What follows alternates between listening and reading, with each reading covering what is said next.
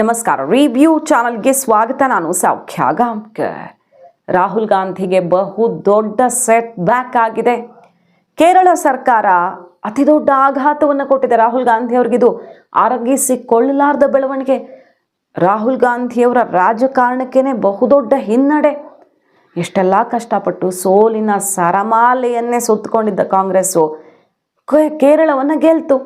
ಕೇರಳದಲ್ಲಿ ಸರ್ಕಾರ ಮಾಡಿದ್ದಾರೆ. ಆದರೆ ವಿ.ಡಿ. ಸತೀಶನ್ ಅವರು ಹಿಂಗೆ ಶಾಕ್ ಕೊಡೋದ ರಾಹುಲ್ ಗಾಂಧಿ ಅವ್ರಿಗೆ. ಈಗ ವಿಡಿಯೋ ಅಂತೂ ಈ ಬೆಳವಣಿಗೆ ವಿಡಿಯೋ ಅಂತೂ ಸಿಕ್ಕಾಪಟ್ಟೆ ವೈರಲ್ ಆಗ್ತಿದೆ. ರಾಹುಲ್ ಗಾಂಧಿಯವರು ಇನ್ನು ದೇಶದ ಜನಕ್ಕೆ ಹೆಂಗೆ ಮುಖ ತೋರಿಸ್ತಾರೆ ಅನ್ನೋದು ಅರ್ಥ ಆಗ್ತಿಲ್ಲ. ಡೀಟೇಲ್ಸ್ ಇಡ್ತಾ ಹೋಗ್ತೀವಿ. ಮಿಸ್ ಮಾಡಿದೆ ನಮ್ಮ ಚಾನಲ್ನ ಸಬ್ಸ್ಕ್ರೈಬ್ ಮಾಡಿ ನಿಮ್ಮ ಅಭಿಪ್ರಾಯ ಕಮೆಂಟ್ ಮಾಡಿ ತಿಳಿಸಿ. ಎಸ್ ವೀಕ್ಷಕರೇ, ರಾಹುಲ್ ಗಾಂಧಿಯವರ ಮತ್ತು ಕಾಂಗ್ರೆಸ್ನ ಬಹುದೊಡ್ಡ ಅಸ್ತ್ರ ಮೋದಿ ಸರ್ಕಾರದ ವಿರುದ್ಧ, ಮೋದಿ ಕೆಳಗಿಳಿಬೇಕು ಅನ್ನೋದಕ್ಕೆ, ಈ ಸರ್ಕಾರ ಪತನ ಆಗಬೇಕು ಅನ್ನೋದಕ್ಕೆ ಅದಾನಿ ಅಂದರೆ ಮೋದಿ ಅಂದರೆ ಅದಾನಿಗೆ ಈ ದೇಶವನ್ನೇ ಮಾರಿಬಿಟ್ಟಿದ್ದಾರೆ ಮೋದಿ. ಎಲ್ಲವನ್ನ ಅಡ ಇಟ್ಬಿಟ್ಟಿದ್ದಾರೆ ಮೋದಿ. ಅಮೆರಿಕದ ಎದುರು ಮಂಡಿಯೂರು ಬಿಟ್ಟಿದ್ದಾರೆ ಮೋದಿ. ಯಾಕೆಂದರೆ ಅದಾನಿ ಮೇಲೆ ಕೇಸ್ ಬೀಳಬಾರ್ದು ಅಂತ ಶರಣಾಗ್ಬಿಟ್ಟಿದ್ದಾರೆ ಮೋದಿ. ಅದಾನಿ ಅನ್ನೋ ಟಾಪಿಕ್ ಸುತ್ತ ಅದು ಎಷ್ಟು ಸೆಷನ್ಗಳು ಬಲಿಯಾಗಿವೆಯೋ ಗೊತ್ತಿಲ್ಲ. ಆದರೆ ವಿ.ಡಿ. ಸತೀಶನ್ ಕಾಂಗ್ರೆಸ್ನ ಅತ್ಯಂತ ಪ್ರತಿಷ್ಠೆಯ ಸರ್ಕಾರ ಕೇರಳ ಎಂಥ ಶಾಕ್ ಕೊಟ್ಟಿದೆ ಗೊತ್ತಾ? ಈಗ ವಿಡಿಯೋ ಕೂಡ ಅಷ್ಟೇ ವೈರಲ್ ಆಗ್ತಿದೆ. ರಾಹುಲ್ ಗಾಂಧಿಯವರ ಬಹುದೊಡ್ಡ ಸೋಲು ಇದು ದೇಶದ ಎದುರು.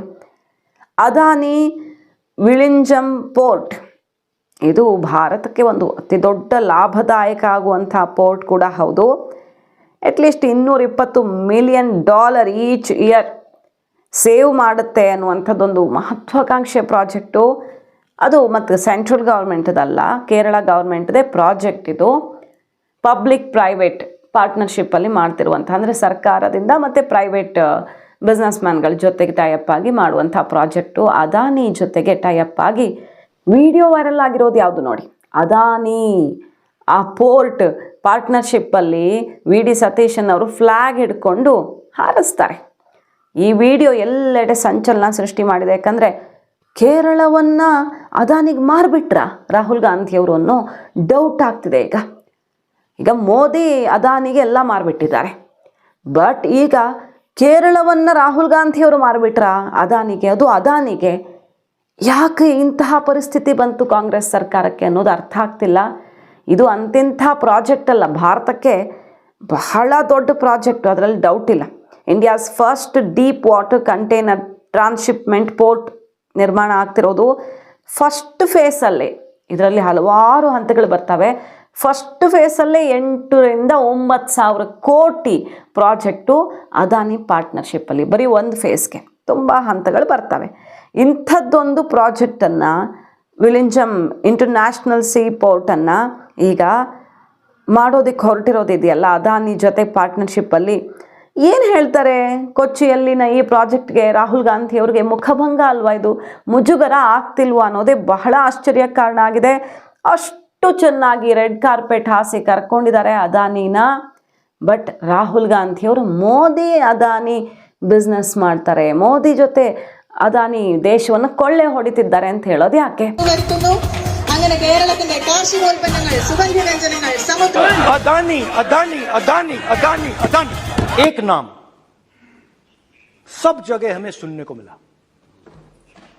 अदानी। ये नाम पूरे हिंदुस्तान में सब जगह अदानी अदानी अदानी अदानी अदानी। और इस नाम के बारे में जब लोग बोलते थे मुझसे तो 2-3 सवाल पूछते थे।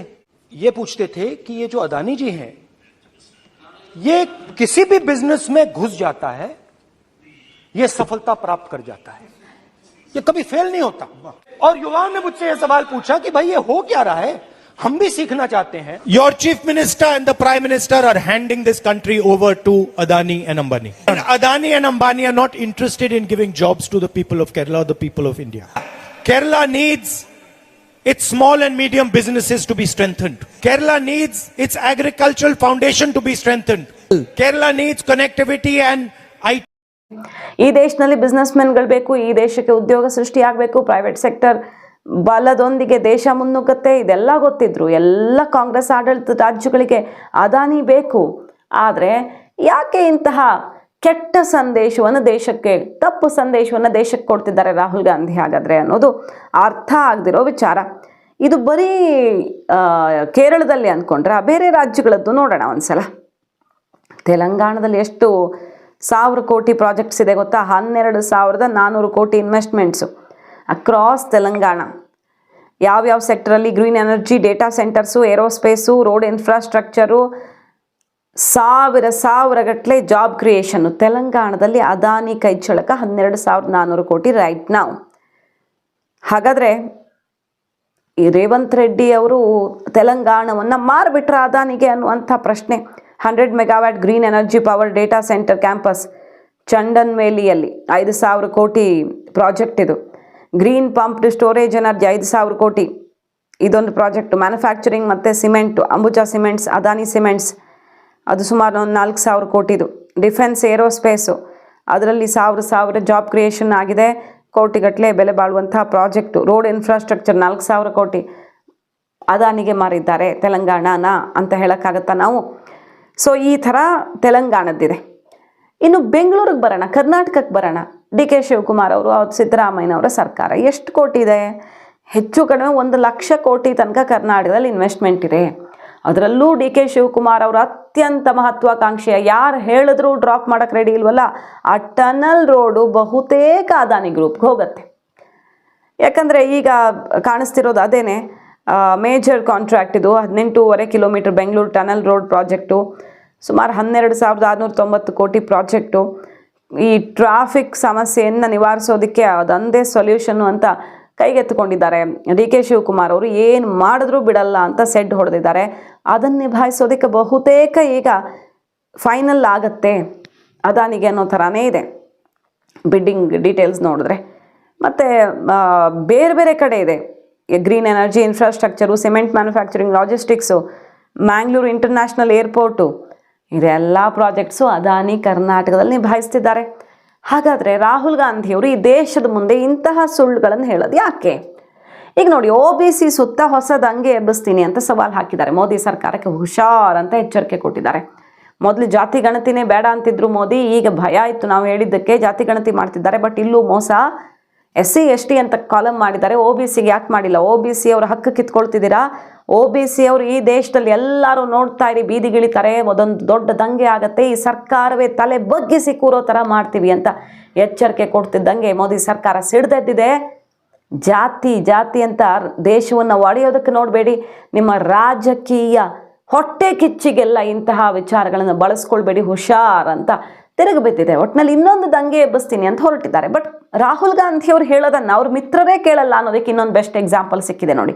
CJP ಹೋರಾಟ, CJPಗೆ ಸ್ಟೂಡೆಂಟ್ಸು, ಈ ಜಿರಳೆಗಳಿಗೆ ಎಲ್ಲ ಸಪೋರ್ಟ್ ಮೇಲೆ ಸಪೋರ್ಟ್ ಸಿಕ್ತಲ್ಲ ರಾಹುಲ್ ಗಾಂಧಿ ಅವ್ರದ್ದು. ಅವರ ಮೈತ್ರಿ ಸರ್ಕಾರ ತಮಿಳ್ನಾಡು ವಿಜಯ್ ಸರ್ಕಾರ ಏನು ಮಾಡಿದೆ? CJP ಜಾಯಿನ್ ಆದರೆ ಹುಷಾರ್ ಡೈರೆಕ್ಟಿವನ್ನು ರಿಲೀಸ್ ಮಾಡಿದೆ. ಯಾವ ವಿದ್ಯಾರ್ಥಿಗಳು CJP ಕಡೆ ಹೋಗಬಾರ್ದು ಅಂತ. ಜಿರಳೆಗಳ ಬಣ್ಣನೂ ಬಯಲಾಗಿದೆ. CJPಗೆ ವಿಜಯ್ ಸಪೋರ್ಟು ಇದೆ ಅಂತೆಲ್ಲ ಬಾಯಿ ಬಡ್ಕೊಂಡಿದ್ರು. ಬಟ್ ವಿಜಯ್ ಟೈಟ್ ಸ್ಲ್ಯಾಪ್ ಕೊಟ್ಟಿದ್ದಾರೆ. CJP ಕಡೆ ವಿದ್ಯಾರ್ಥಿಗಳು ಹೋಗಬೇಡಿ, ಭವಿಷ್ಯ ಹಾಳು ಮಾಡ್ಕೊಳ್ಬೇಡಿ ಅಂತ ಡೈರೆಕ್ಟಿವ್ಸನ್ನು ರಿಲೀಸ್ ಮಾಡೋದು ತಮಿಳ್ನಾಡು ಸರ್ಕಾರ.